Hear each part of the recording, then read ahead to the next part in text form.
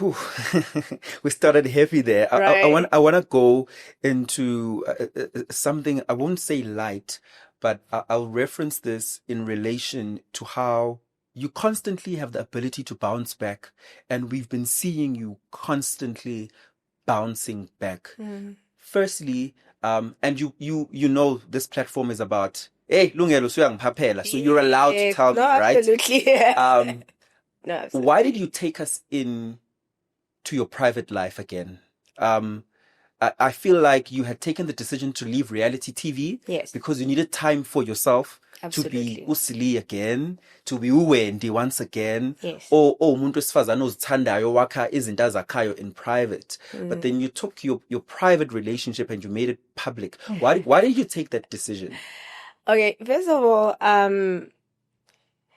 let me just start here with relationships. I know like you've known me for the longest time, and you know I've never been one who actually splashes and talk about their private life or their personal relationships online. Yeah. I think with this one, it felt different, Okay. and also what I received. If I tell you that this man showed me love in a way that I've never experienced it, and obviously he set the trend. So one thing about me, I mirror the person that I'm with.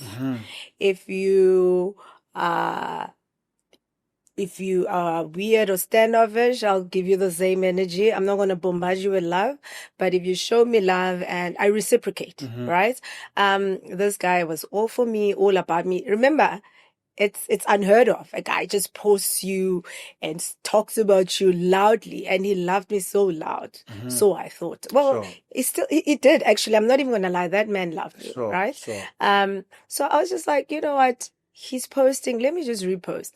And then it just became a thing. I go to, okay, we are celebrating each other's love, and honestly, I thought this Innocently, was by the it. way. Innocently. Yeah. But also, I think for me, more than anything, it was a matter of showing that love still does exist. Sure. Like, and everything that I always do, and I know, like with our last conversations, I've always said to you, that I put myself in this space in the public domain to sort of show people that it is doable.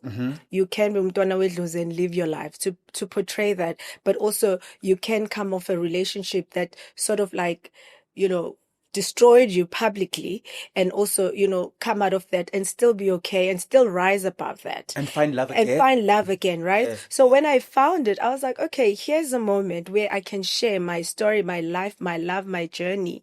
And that's the same energy I got from this guy. And I was just like, this is it. Right. So hence I took that decision. It was a matter of me reciprocating or mirroring the energy that I was receiving from my significant other at that time. What type of things make it feel right? Because you said you felt loved right. Yeah. So it's just the little things, right? It's somebody who wants to be in your space, who's not always looking for a way out or when are you going. It's somebody that you don't even wonder if, can I call now? Or if you call, they don't pick up your call, then don't return your call, or you have to wait for a phone call because you don't want to seem like you're too overbearing, right? I'm a Libra. I'm a lover. I love love. I love being loved. And also, I suppose there's an element of also how I grew up and my childhood, my upbringing. He brought something into my space that I've always longed for, that I've never experienced even from my parents, right? That I was just like, oh my gosh, this is the kind of love that I want. And this is the kind of love that I want my children to see. That because I don't want my kids to go through life and thinking what I went through is how love ends up only. Exactly. Yeah. And I was just like, this is like the 1% that people always talk about. I'm so lucky. So it's that kind of person who's just there for you and with you physically, and who shows the level of understanding. And more than anything, he allowed me to be myself. It's true. I've been in relationships where I've had to sort of shrink myself and not be who I am. I've been in a relationship with a man who told me to stop drinking. I love my wine occasionally here and there. And I've been in a relationship where I had to change myself, Sure. who I am, to accommodate the caliber of a person he is, so that I come across a certain person around him and his peers, right? But in all honesty, that is not me. This was the first time that I could be authentically, fully myself and just be like silly with him, right? Yes. And I didn't feel judged. I didn't feel like I have to change who I am. I would speak my thoughts, say whatever I want, when I want. I never had a moment where I need to watch myself, right? So hence, that's why I say this felt a little different. Did it feel too good to be true? Yes, it did. But I was like, maybe God just loves me, right? Yeah. This idea of too good to be true, I guess it comes from a place of being hurt before. You're like, Yeah. ayikho indoda enje emhlabeni. Yes. It was, there was an element of that, but then again, wonke umuntu unama-flaws akhe, right? Sure. And so when those flaws become a character flaw and you're like, no, man, this has nothing to do with me and it's not a mistake. It's something, this person has been this way all his life. And if I think there's anything I can do to change that now, especially if they're not seeing that flaw, because it happens organically. It's who they are, right? And you're like, am I okay to live with this uncertainty for the rest of my life? Or is it going to be a problem? I had to make that decision. Did I love him? At the time when I made that decision? Yes, I did. And I wanted him to sort of maybe approach things differently and say, look, I'm going to fix this. I'm going to go to therapy. I'm going to do this actively and say, instead, when you point out certain, things that you still see that this is going to land us in trouble along the way. Sure. And for a person to see that, some people don't like confrontation and they don't want you to, zoom in and put a zoom on their flaws, right?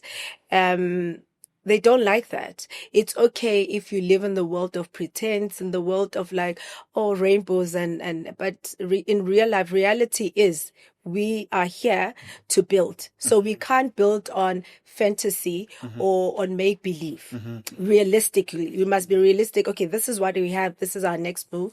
Not what you think I want to hear. Sure. Right? Sure. That's where the problem started. Don't paint a picture that is not there. Be yourself. Yes, don't be elusive, right? Because when I showed up in this relationship, I showed up as myself. Sure. So which means all this time I've been falling in love with an idea that you think that I want. So now, am I willing to start over again and try to learn who you really are?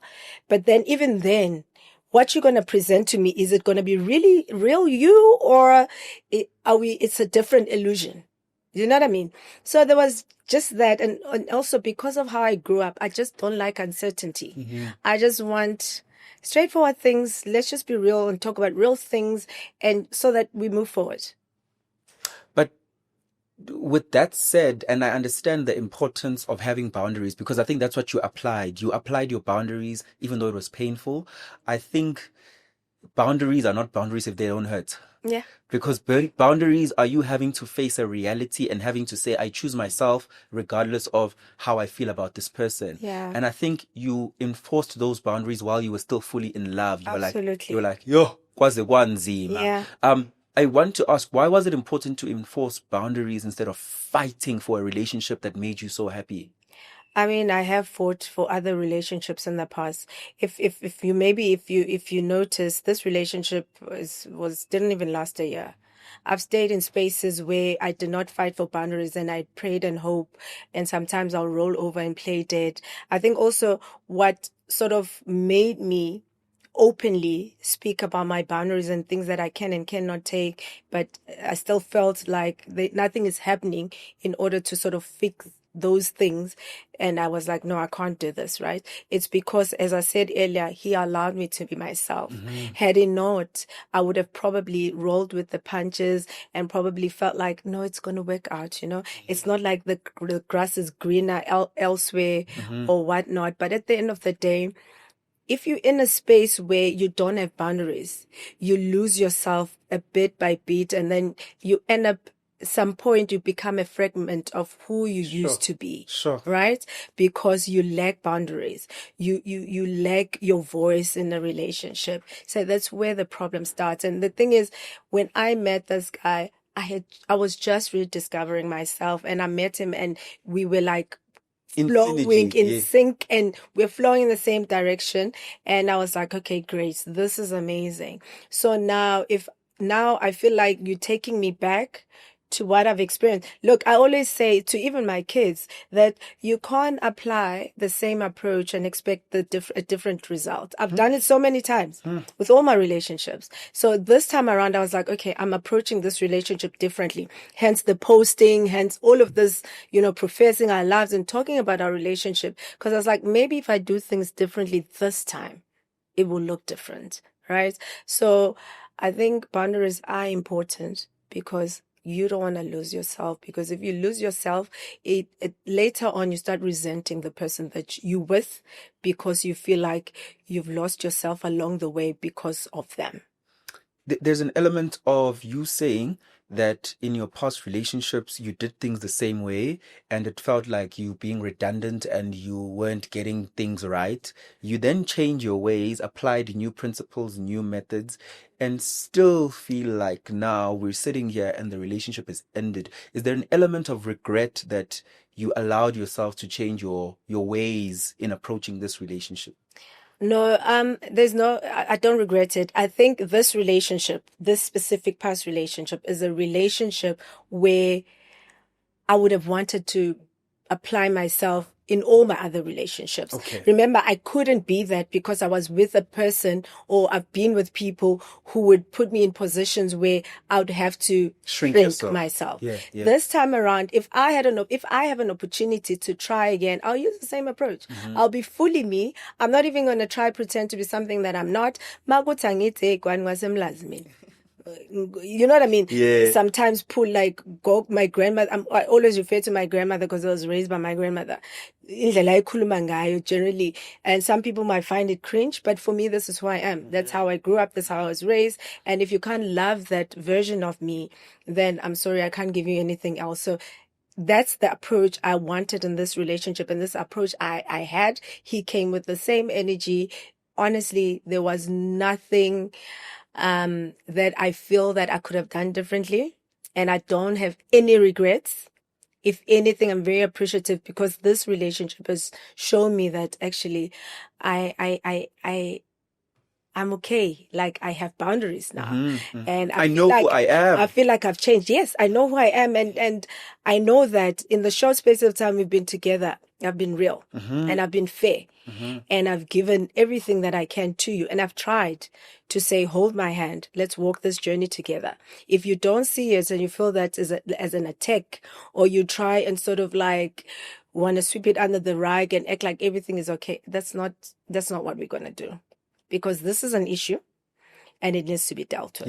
Yeah. And if you don't see the issue, then it's your own character flaw, because that means you've lived all your life oblivious to reality. Yeah. And you've painted a picture that doesn't exist even to everyone. The thing is, it's not even just about me. It's something that I notice even people around us. They go, oh, okay. You know what I mean? And again, he's an amazing person. Amazing father.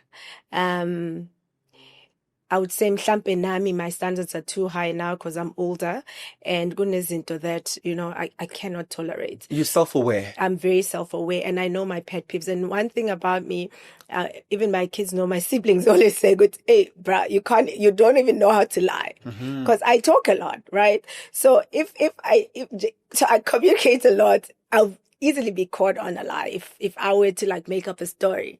So if you're with someone who just lives in this fantasy world, you always have to sort of like have their back and protect them.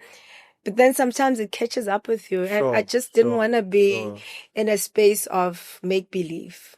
In closing this theme, the internet then found out about your breakup. I think after some time that it happened, somehow someone spilled something. And it seemed like you showed us that sometimes you were covering up a lot. Yeah. Do you regret that element that you helped a man perform? Look, if you love someone, I will protect you. Sure. To the core. Sure. But the issue is that facade works outside, but you can't pull the same thing on me. Like, I mean, I'm with you. Yeah. Right? Then don't apply the same principle that I'm protecting you for outside. Yeah. So you're coming with that energy to me. So, type of thing. So I don't regret it because I feel like when we're a couple, when we're in a relationship, it's my duty as your partner to protect you and make you look a certain way and your image in the public platform or even within family and friends. And I expect the same. He did the same for me. Like, he put me on a pedestal, like proper. And the thing is, we do that, but let's just, when we're together, let's just be authentic. Sure. But the thing is, you bring that non-authentic behavior inside the house. It doesn't only hurt us, it hurts our children, because you create an expectation that you can't fulfill. And when the kids are like, yo, mom, dad said 1, 2, 3, I'm like, because I know it's impossible. It's not going to happen. Looking at our circumstance, and I'm just like, you know what I mean? You can't lie. Yeah. Because it catches up with you, right? Yeah. So it's that kind of thing, but I don't regret it at all, hey? I don't. I feel like if you're partners, you have to support each other and protect each other. Carry each other here. And carry each other here and there, yeah. Yeah. I want to speak about something close to you. Yeah. You said your grandmother raised you. Yeah. Actually, what's that one thing that your grandmother said to you that even now, at this age, still resonates with you so deeply? So, first of all, I was raised by a woman who was a lady. Okokwami in the community, they used to call her English woman, because she was constantly in heels. And I always say to people, my gran used to say, right? Someone might just think Uguti, and I was like a baby. Like, she refuses to be like this, and she'll be like, hey, type of thing. And Omunyumudu might think it just meant that, but there was a deeper meaning to that. Sure. Always carry yourself with grace. Sure. That's one thing my grandmother instilled in me. And also, the one thing I was actually telling my friend Amy the other day, because Amy, blunt, right? So I said to her, I know you're telling the truth, right? But not everything needs to be said. Got you. No matter how truthful it is, sometimes the truth will hurt the next person. Just because it's true doesn't mean it will fix. Doesn't mean it will land well on the next person. You don't have to say everything that you feel, you're being honest and you're being truthful. There's a way to approach situations. So my grandmother used to tell me that all the time. Just because you think what you're saying is the truth, sometimes it hurts other people. Because as a kid, when I did not know that I'm spiritually gifted, I'll just randomly say things, right? And then those things will happen. And then people will start having a picture of, why is this child saying this? And then this thing is happening, right? Then my grandmother pulled me to the side and said, just because you think it, you don't have to say it. Yeah. Because other people might look at you like, like a type of thing, like, and that's the lesson that I learned. And the more I grow up, the more I realize certain things you don't have to say. Sometimes if you can see somebody going astray, there's a way to pull them back without being bluntly honest towards them. Would you say grandma gave you a good life? Oh, absolutely. Absolutely. When my mom had me, she was, I think, 16, going on 17 years old. She was a teenager. Sure. So I was raised by my gran, and to be honest, I didn't feel like I don't have a mom. I don't have a mom. My Yeah. grandmother was there. My mom was also there, but she felt more like my older sister than my mom. Hence, I say, in relationships and in life in general, what we look for is determined by what we lack or what we lacked as we were growing up. Sure. I had a conversation with somebody today actually about that. We were talking about some girl, I'm going to